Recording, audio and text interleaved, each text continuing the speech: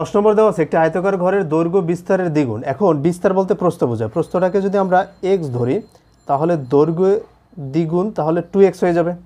তাহলে তার ক্ষেত্রফল কত? ক্ষেত্রফল হবে 2x গুণ x। তো এটা হচ্ছে তার ক্ষেত্রফল। এই ক্ষেত্রফল আমাদের 512 দেওয়া আছে। তাহলে 2x স্কোয়ার, কারণ এই x গুণ করলে x স্কোয়ার, 2x স্কোয়ার সমান 512। এই দুই ওই পাশে চলে গেলে ভাগ হয়ে যাবে, তাহলে x স্কোয়ার সমান আমরা ভাগ করে দেব। তাহলে 512কে ভাগ করলে 256 হবে। এবার x সমান হয়ে যাবে 16কে যদি আমরা স্কোয়ার করি তাহলে 256 হয়, অথবা 256কে যদি বর্গমূল করে দিই তাহলে রেজাল্ট চলে আসবে 16। তার x এর মান হয়ে গেছে 16। তার মানে আমরা বলতে পারবো যে এই আয়তকার ক্ষেত্রে বিস্তার হচ্ছে 16। তাহলে 2x, 2 ইন্টু x এর মান 16, কত হবে? 32। তার মানে বিস্তার বা প্রস্থ হচ্ছে 16 আর দৈর্ঘ্য হচ্ছে 32।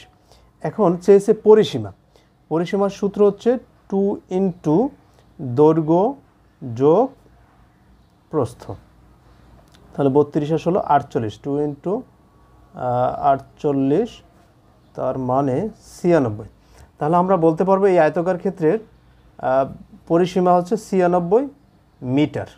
12 নম্বর দেওয়া আছে 1 মিটার সমান কত ইঞ্চি। এখন 1 মিটার বলতে বোঝায় 100 সেন্টিমিটার। 100 centimetre 1 metre. ওকে, এরপরে আমরা একটা সূত্র জানি যে 1 ইঞ্চি সমান 2.54 সেন্টিমিটার।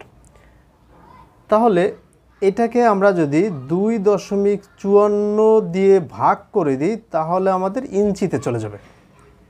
তার মানে আমরা জানি সেন্টিমিটার, তাহলে একটা সূত্র হিসাবে মনে রাখতে পারি যে সেন্টিমিটারকে 2.54 দ্বারা যদি ভাগ করা হয় তাহলে সেটা ইঞ্চিতে চলে যাবে। এটা সঠিক উত্তর হচ্ছে 39.37।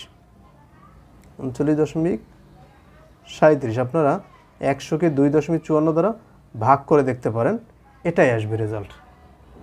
13 নম্বর দেওয়া আছে যদি 15টি পোশাকের 40 ভাগ পোশাক শার্ট হয় তাহলে 15টি পোশাকের শতকরা 40 ভাগ, শতকরা 40 ভাগ হয়েছে 60, মানে 100 ভাগের 40 ভাগ। তাহলে মোট পোশাক হচ্ছে 15। তাহলে 15 গুণ 40 ভাগ যেহেতু 60, আমরা দেখব 60 কয়টা। এটার 5 দ্বারা ভাগ করলে 3, এটারে 5 দ্বারা যদি আমরা ভাগ করি তাহলে 20। এরপর এই 20 দ্বারা যদি 40কে ভাগ করি 2, 3 দুগুণে 6। তার মানে আমরা বলতে পারবো এই 15টা পোশাকের ভিতর 60 হচ্ছে 6টা। তার মানে 15 থেকে যদি আমরা 60 বাদ দেই থাকবে 9টা। তার মানে 9টা হচ্ছে 69। পোশাকের মধ্যে কতটি? 69, মানে অন্য পোশাক যে কোনো হতে পারে। তাহলে 9টা হচ্ছে 69।